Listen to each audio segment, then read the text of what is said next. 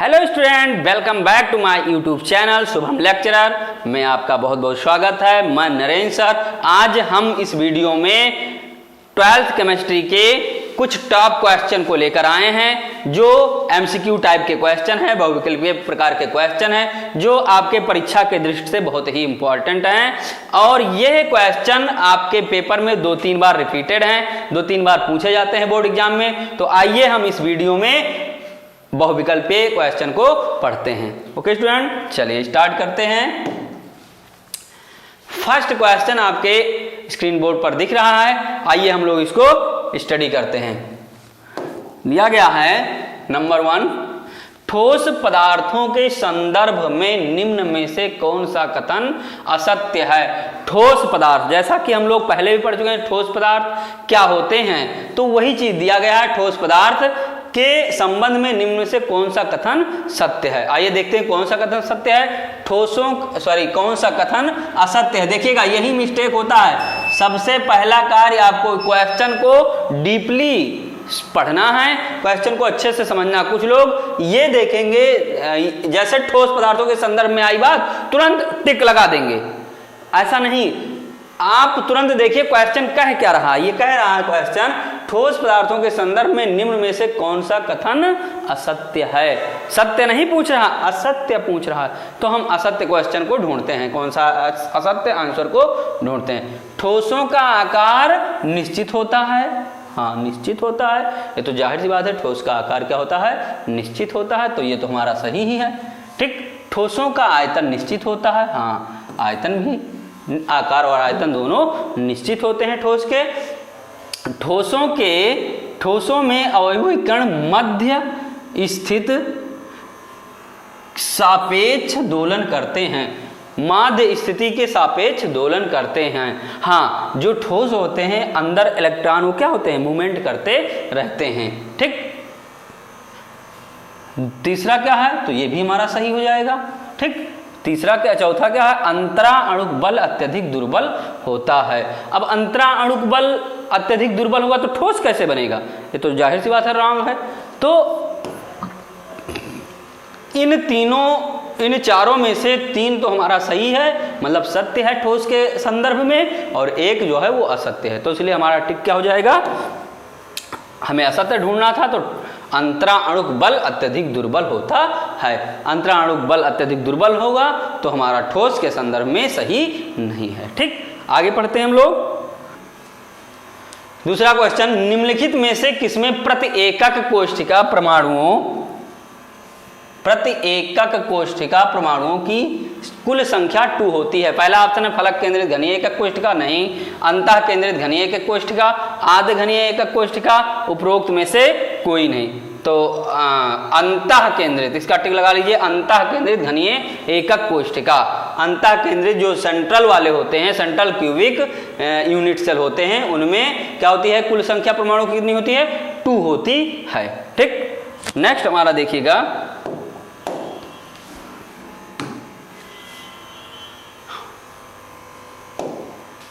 ठोस ए एक अति कठोर ठोस है। कोई ठोस दिया गया है जिसका नाम ए है। ठीक, अति कठोर ठोस तथा गलित अवस्था में विद्युत रोधी है। क्या है ये, गलित अवस्था में विद्युत का रोधी है। ठीक, मतलब विद्युत पास नहीं होता। ये विद्युत रोधी का मतलब विद्युत पास नहीं होगा, विद्युत को रोक देगा, विद्युत की सप्लाई उसमें नहीं हो सकती है। क्वेश्चन कह रहा है, पहले उसको समझिए। यह बहुत उच्च ताप पर पिघलता है, और जब ज्यादा उच्च ताप इसे देंगे तो यह पिघलता है। यह किस प्रकार का ठोस है, तो यह आणविक कोई ठोस नहीं होता, आणविक यहाँ होना चाहिए। क्या होना चाहिए, आणविक। क्या होना चाहिए, आणविक होना चाहिए। ठीक, ये क्या होना चाहिए, आणविक। आणविक तो होगा नहीं, तो पहला गलत हो जाएगा। आयनिक नहीं हो सकते हैं, आयनिक भी नहीं होंगे। ठीक, धात्विक भी नहीं होंगे, ये तो पिघल जाएंगे।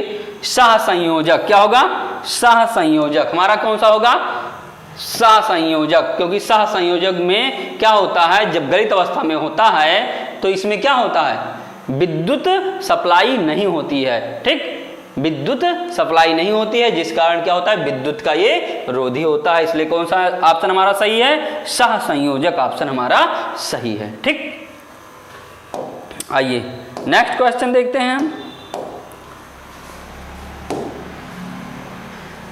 घनीय निकाय का उदाहरण है, घनीय क्यूब निकाय, क्यूब सिस्टम। क्यूब सिस्टम हमारा कौन सा होगा, पहला दिया गया है तांबा, sweat tin, graphite, calcite.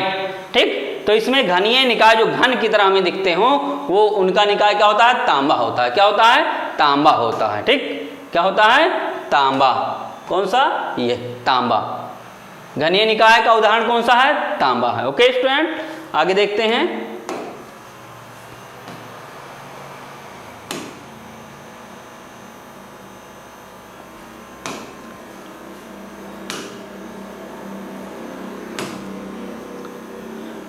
FCC एकक सेल के कोर की लंबाई a और उसके परमाणुओं की त्रिज्या r में संबंध है।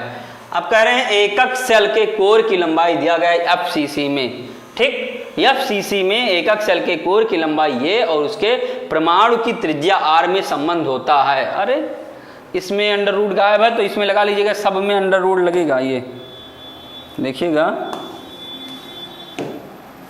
प्रिंटिंग में थोड़ा मिस्टेकिंग है।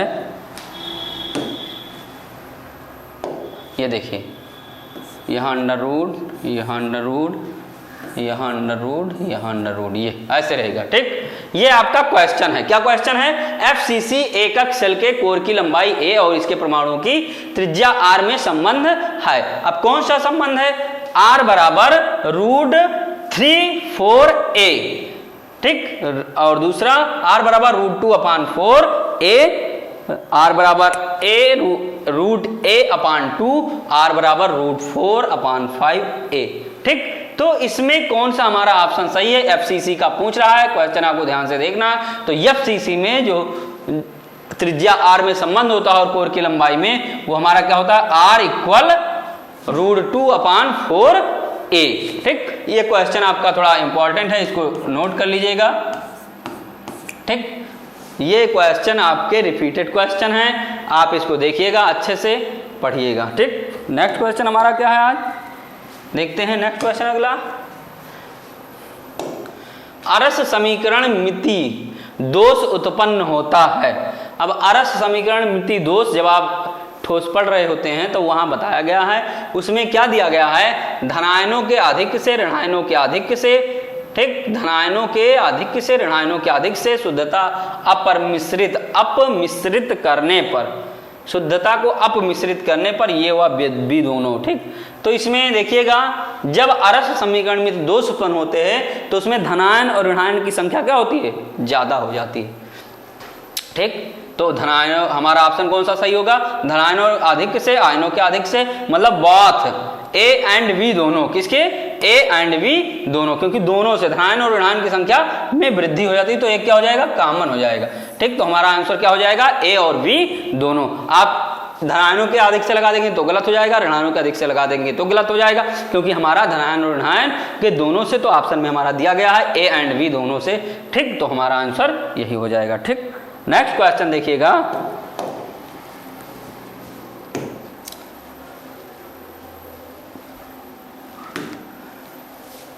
F केंद्रों की उपस्थिति के कारण यौगिक होता है।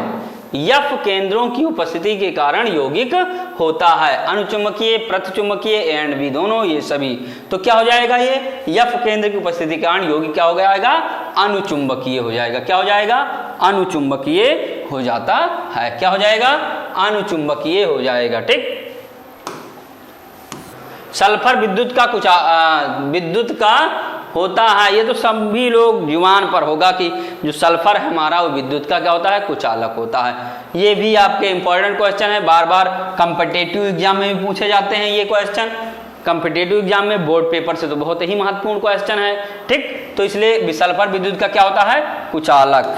टिक लगा लीजिए, बिना देखे आप कुछ ना करिए, केवल ये लगा लीजिए, सल्फर क्या है, विद्युत का कुचालक होता है। ओके स्टूडेंट्स, आगे देखते हैं हम नेक्स्ट क्वेश्चन। ग्रामोफोन रिकॉर्डिंग में उपयोग किया जाता है। क्या होता है, ग्रामोफोन रिकॉर्डिंग में क्योंकि ग्रामोफोन में क्या होता था, पहले जो चलता था ग्रामोफोन, उसमें रिकॉर्डिंग के लिए हम क्या करते थे, दाब विद्युत का प्रयोग करते थे, विद्युत प्लस दाब देते थे, क्या करते थे, दाब विद्युत का प्रयोग करते थे, जिससे रिकॉर्डिंग स्टार्ट होती थी ग्रामोफोन में। ठीक, तो क्या हमारा आंसर हो जाएगा, ताप में विद्युत होगा नहीं, ताप विद्युत, लौह विद्युत होगा, अतिचालकों का ये भी नहीं होगा, इसलिए हमारा आंसर ए ही होगा। क्या होगा, ए, क्या होगा, ए नंबर, दाब विद्युत। ये भी क्वेश्चन आपको आने चाहिए, क्या होगा, दाब विद्युत। ठीक, ये टिक लगा लीजिए, दाब विद्युत, ग्रामोफोन रिकॉर्डिंग में उपयोग किया जाता है दाब विद्युत।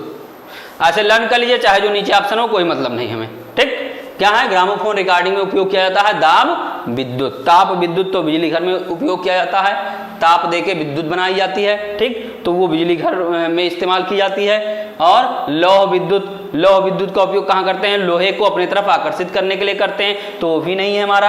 अतिचालकों में, अतिचालकों में भी हम क्या करेंगे, ग्रामोफोन रिकॉर्डिंग में उपयोग नहीं किया जाता है। ठीक, नेक्स्ट हमारा देखिएगा क्या है, संक्रमण ताप पर ठोस पदार्थ दर्शाते हैं। क्या दर्शाते हैं, संक्रमण ताप पर ठोस पदार्थ दर्शाते हैं। क्या दर्शाएंगे, अतिचालकता, अर्धचालकता, कुचालकता, चालकता।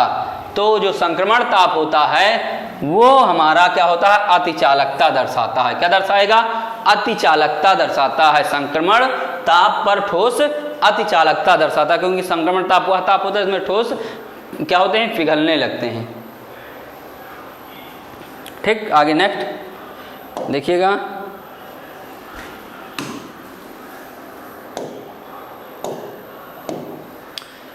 विलयन के मुख्य घटक कहलाते हैं। ये तो आंख मूंद के आंसर लगा दिया करिए। विलयन के मुख्य घटक क्या कहलाते हैं, विलेय तथा विलायक। विलयन में और होता क्या है, विलेय और विलायक ही होता है, तो जहां भी आपको मिले विलेय और विलायक टिक लगा दीजिए। ठीक हो जाएगा। नेक्स्ट हम देखते हैं,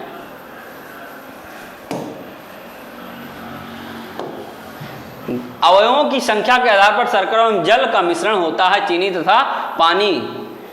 चीनी प्लस पानी बराबर विलयन। ठीक, द्विअंगी विलयन, त्रिअंगी विलयन, चौअंगी विलयन और पंचअंगी विलयन। तो चीनी और पानी है तो दो ही तो हैं इसमें, विलेय और विलायक हैं, तो अतः इसे हम क्या बोलेंगे, द्विअंगी विलयन कहेंगे। क्या कहेंगे, द्विअंगी विलयन कहेंगे। नेक्स्ट क्वेश्चन,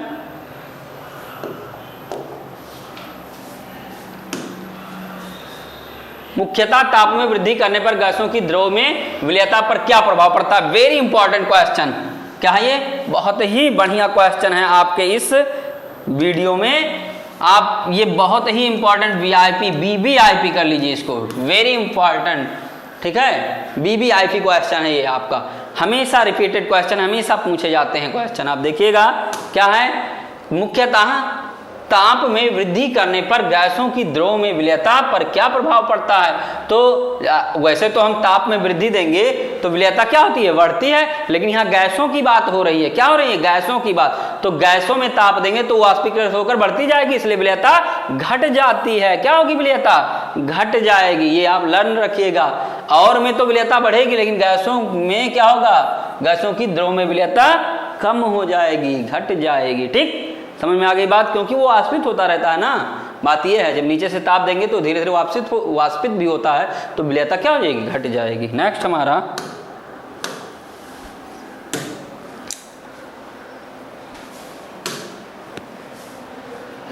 राउल्ट का नियम संबंधित है। ये सब लोग जानते हैं, राउल्ट का नियम किससे संबंधित है, हिमांक से संबंधित नहीं है। हिमांक अवनमन से नहीं संबंधित, तो संबंधित किससे है ये, न क्वथनांक से संबंधित है, रंग क्वथनांक से भी संबंधित नहीं है। ठीक, क्या है ये, क्वथनांक से संबंधित नहीं है, हिमांक से संबंधित नहीं है, प्रसरण दाब से संबंधित नहीं है। ठीक, तो बचा क्या हमारा, वाष्प दाब से।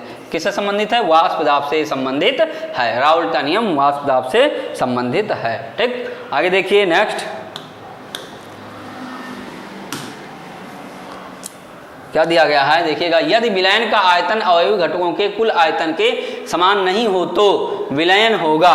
क्या होगा, यदि विलयन का आयतन अवयवी घटकों के कुल आयतन के, जो अवयवी घटक हैं उनके कुल आयतन के समान नहीं होता है। अगर समान हो गया तो आदर्श विलयन, अगर समान नहीं हुआ तो अनादर्श विलयन। देखिएगा पहला हमारा ऑप्शन क्या है, आदर्श विलयन नहीं होगा, विषमांगी विलयन नहीं होगा, इनमें से कोई नहीं तो होगा नहीं, तो क्या होगा, अनादर्श विलयन। कौन सा होगा, अनादर्श विलयन। यदि विलयन का आयतन क्या होगा, यदि विलयन का आयतन अवयवी घटकों के कुल आयतन के समान नहीं हो तो विलयन होगा क्या, अनादर्श विलयन। ओके स्टूडेंट, चलते हैं नेक्स्ट क्वेश्चन। के जीरो निम्नलिखित में से किससे संबंधित है, नॉर्मल अवनमन स्थिरांक, मोलल अवनमन स्थिरांक, मोलल उन्नयन स्थिरांक। चलिए ये जो दिया गया के जीरो नहीं है, के वी है। क्या ये, के वी है, ये देखिएगा के वी, ठीक। के वी निम्नलिखित में से किससे संबंधित है, तो नॉर्मल अवनमन स्थिरांक से संबंधित नहीं है, मोलल उन्नयन स्थिरांक, मोलल उन्नयन स्थिरांक, अरे 2 बार ये दिया गया है, ये 2 बार है, ठीक। मोलल अवनमन स्थिरांक, तो मोलल अवनमन स्थिरांक होगा नहीं, तो 2 होगा नहीं, तो दोनों एक ही दिया गया, इसका मतलब ये दोनों सही हैं। मोलल उन्नयन स्थिरांक, मोलल उन्नयन स्थिरांक दोनों एक ही हैं, इसलिए दोनों सही हैं, ठीक है। मिसप्रिंट हो गया है, कहीं गलती से छप गया है, देखिएगा। तो दोनों हमारा इसमें क्या हो जाएगा, के भी हमारा क्या, मोलल उन्नयन स्थिरांक, मोलल उन्नयन, इसलिए हमने दोनों पर टिक लगा दिया गया। ओके स्टूडेंट, आगे देखते हैं नेक्स्ट क्वेश्चन। अच्छे चालकत्व विलयन वाले पदार्थ होते हैं, नंबर 1 दुर्बल विद्युत अपघट्य, विद्युत अपघट्य, प्रबल विद्युत अपघट्य एंड उत्प्रेरक। तो दुर्बल विद्युत अपघट्य हमारा होगा नहीं, ठीक, विद्युत अपघट्य होगा नहीं, प्रबल विद्युत अपघट्य होगा। क्या होगा, प्रबल विद्युत अपघट्य, क्या होगा, प्रबल विद्युत अपघट्य, उत्प्रेरक भी नहीं होगा, ठीक। तो अच्छे चालकत्व विलयन वाले पदार्थ होते हैं प्रबल विद्युत अपघट्य। ओके, ये हमारे थे टॉप 18 मल्टीपल चॉइस क्वेश्चन जो 12th केमिस्ट्री इन ऑर्गेनिक से लिया गया था, फर्स्ट बुक से लिया गया था। चलिए ये देखते हैं, हमारा 18 क्वेश्चन बहुविकल्पीय टाइप के खत्म हो गए। जो आपके ये क्वेश्चन अभी देखे हैं, इसमें से अधिकतर से क्वेश्चन रिपीट हैं, आप इसको अच्छे से पढ़ लीजिएगा। 1 लाइनर क्वेश्चन है, आप एक 10 मिनट इस पर समय दे देंगे तो आराम से पूरा आ जाएगा, ये मेरी गारंटी है, दावा है ये मेरा, ठीक। और ये 2023 के लिए जो बोर्ड में बैठने वाले स्टूडेंट हैं उनके लिए बहुत ही महत्वपूर्ण क्वेश्चन है, इसलिए आप इसको जरूर देखिएगा। केवल आप 10 मिनट समय निकालकर इसको पढ़ लीजिए, आराम से आप क्या होंगे, समझ जाएंगे, देख सकेंगे। चलिए स्टूडेंट्स, अब हम मिलते हैं अगले नेक्स्ट वीडियो में।